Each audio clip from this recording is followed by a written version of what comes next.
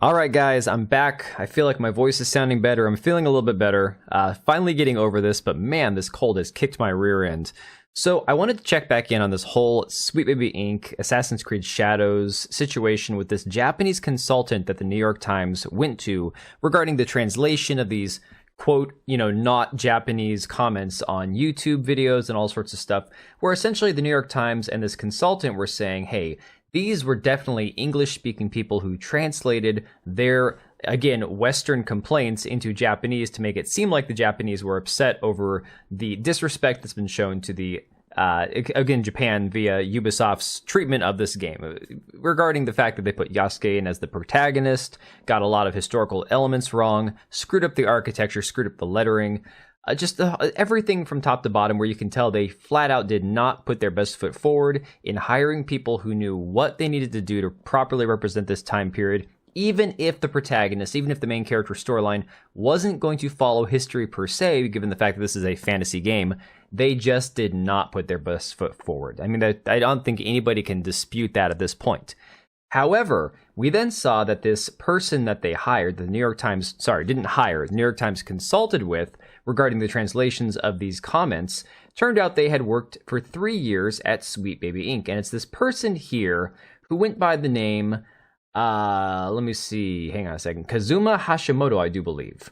And Hashimoto explained that many of the negative online comments written in Japanese appeared to have been roughly translated from English. Okay, so maybe you can make the argument that a few of these people were actually English-speaking people pretending to be Japanese so they could complain about this game because they don't like black people or whatever your argument is.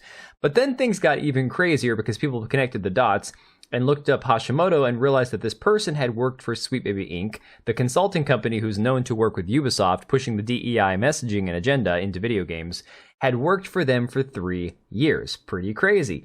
Then things got even crazier due to the fact that there was some more information they dug up about this Hashimoto persona that the consultant allegedly created out of thin air. But before we get into that, make sure you go check out Instant Gaming. If you want to pick up some new PC titles, they have actually got Warhammer 40k Space Marine 2 available right now for less than $50. So go check that one out. Go pick that up while you can. I'm actually seriously on the verge of picking that game up. I just have so many other games to finish first. Of course, you can pick up Black Myth Wukong. They always have that one available. I've been having so much fun with that game. It is definitely worth your time and money. It has been a blast to play. You can even get some games pre-ordered like Kingdom Come Deliverance 2, which comes out February 10th next year. And of course, the giveaway is going for about 8 more days. So you still have time to jump in, make an account, register for the giveaway. Link is in the description down below. Go check it out. You can win a key to any game you want through Instant Gaming. So again, thanks to Instant Gaming for partnering with the channel. Now, this is some really crazy stuff. People pointed out that if Assassin's Creed Shadows was being received positively by the Japanese, it's odd that Ubisoft would release a PR statement a few months ago apologizing to the Japanese community regarding concerns. And we all saw this. I'm not going to go through the entire apology. There's no point. You guys have probably read this by now. This long-winded non-apology from Ubisoft trying to explain to Japanese people, we meant no offense. We just are making the game we want to make. So hopefully you'll accept our non-apology and just play the game. Again, Ubisoft not committing to anything, essentially. Then this person's scratch point on Twitter points out that Kazuma Hashimoto, the name of the consultant that the New York Times talked to regarding the translation of these comments about not really being Japanese people, isn't this person's birth name and possibly was taken from an anime character. Kazuma has apparently worked for Sweet Baby Inc. as a consultant, also assisting with localizing scripts according to their LinkedIn page. It's another case of someone who wasn't even so much as raised in Japan using partial heritage to land credibility to their views while imposing an obviously westernized mindset on Japan. Now, these are some posts from Kazuma Hashimoto on Twitter. And again, this is not a insult or I'm not trying to go after this person or attack this person's identity, but I think it's worth noting. I previously thought this person was a man. This is a trans man, so a person who is biologically female who believes that she's male. I think that's worth pointing out because we're finding this trend with a lot of these people that are pushing this agenda and this messaging in video games explicitly due to their own perceived reality that they live in. So Kazuma Hashimoto had previously tweeted out, "Happy Trans Day of Visibility. I'm Kazuma, a half-Japanese trans man who works in translation and journalism." Half Japanese, not a Japanese person living in Japan or a person who is 100% Japanese. So probably does not speak Japanese natively as their first language. Happy Trans Awareness Week. I'm a trans man who writes about politics and examines pro-imperialist propaganda in media, specifically video games, and occasionally posts pictures of my cat. So it's a cat lady. It's a cat lady who hates the patriarchal, imperialistic, parameters that we have to live in, unfortunately. Now, the name that this person lifted could be this character from the anime Cheer Boys, which was a series by Ryo Asai. He's a first-year sociology student at Meishin University and a member of the male cheerleading club. That sounds pretty feminine, to be honest. Of course, you can see the LinkedIn page regarding their employment at Sweet Baby Inc. And of course, some more tweets saying the Iceworm Festival was created in Cordova, Alaska, my hometown, during the 1960s as a way to ward off the winter blues. Sorry, I'm just used to a gallon of milk costing $4+ in Alaska, and then $3+ in California, and $2+ in Oklahoma, and then back to $3 in New York. So again, somebody who, as of 2020, wasn't even living in Japan. So no idea if this person has even spent actual time in Japan. But it gets even funnier.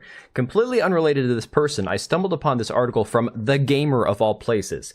Basically saying, that's it, boys. This series is done. Essentially saying that the franchise Assassin's Creed has completely lost its way and is basically at the point where it needs to either find itself quickly or that it's all over. That's just become another generic RPG. So I'll pull a couple little excerpts out of this for you guys to hear for yourself.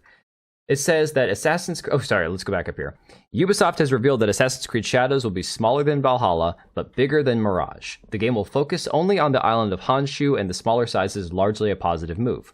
This puts the size of Shadows map at a similar level to Assassin's Creed Origins, which is still pretty sizable, and it hopefully won't be as large and barren as Valhalla's depiction of Viking Britain.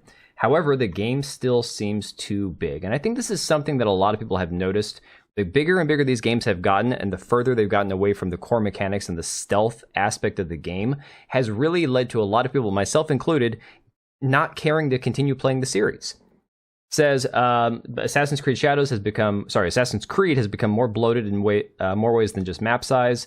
The earlier games were laser focused on stealth gameplay and stylish executions. While they weren't quite immersive sims, you could find multiple routes to your target, and thus traversal and combat were interwoven. While the original controls seem clunky and archaic by modern standards, the deliberacy of design in the early series installments was unparalleled. And that's very true. I remember really enjoying the games back when it was like the original game, the Ezio trilogy. Even Black Flag was still impressive in its own way. It says, nowadays, can you even describe the Assassin's Creed philosophy? Ubisoft puts out historical RPGs, but beyond that, there's no unifying ethos behind the games. There's nothing to separate a modern Assassin's Creed game from any other generic RPG. Valhalla even embraced fantasy with the Norse gods on a far more involved level than the background mythology that shaped earlier games as a guiding hand. The worlds are still methodically researched and well realized, but the expansion to entire countries means there's too much bloat in between the stunning cities. The same can be said for the mechanics. There's no innovation, no focus, just generic skill trees and swords with gradually improving stats. I fear that Assassin's Creed Shadows will continue this trend towards genericism.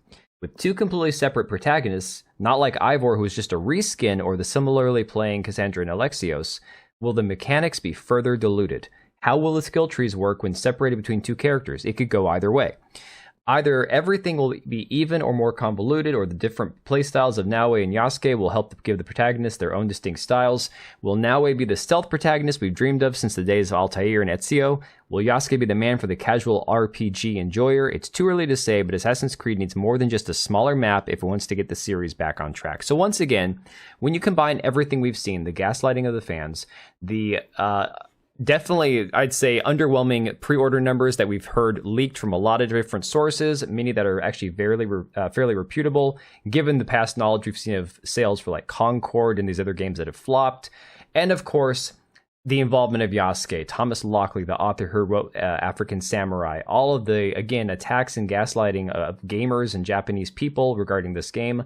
And now outlets like The Gamer coming out and saying, yeah, basically this game's going to be toast. The franchise is toast. We need to be done with the way that they've been doing these games because nobody wants them. It's a bad sign for Assassin's Creed Shadows. I'll be covering this more extensively as we get more information, as we get closer to the release date of this game.